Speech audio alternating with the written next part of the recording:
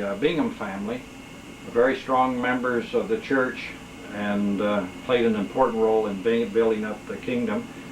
After Thomas Bingham gets to the Salt Lake Valley, then he marries, and one of his children is Thomas Bingham Jr., who now becomes the one. And Thomas Bingham Jr. marries two twin sisters. One of them is Margaret Louesa, our grandmother, and with these two twin sisters, he settles in what's today known as Mesa, Utah. And those two homes, in those days, the church was receiving a lot of persecution about polygamy, and Thomas Bingham, in order to comply with the law, had to make sure he had a home for each wife, separate home, which he did. He was also put in prison for a while because he was a polygamist, and eventually released, but those two homes, as far as I know, still stand in Mesa today.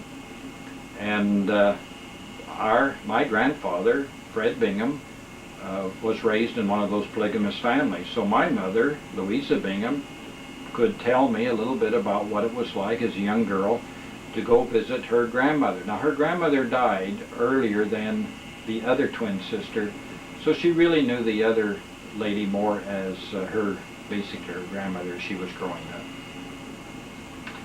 It brings me to an interesting point. At one time in my life, I talked to my mother a little bit about these polygamous families. I said, did you ever hear any stories about jealousy between the wives or competition between the families? And this is also true with the Stringham family.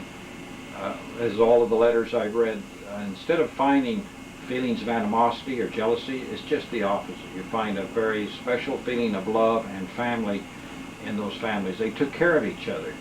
In the Bingham family, the two families lived in the two homes right next to each other. They would get up in the morning and have breakfast in the home, then the father, along with all the boys, would work on the farm, and the girls, along with the mothers, would work in the common garden that was right between the two homes, and they would prepare the large meal for the day, which was lunchtime. And then the families would be all together for that. Then in the evening hours, they'd each separate to their own house for bread and milk or for some other light supper. But anyway, there, in a nutshell, is a little bit about the Thomas Bingham family and how the Binghams got to Utah.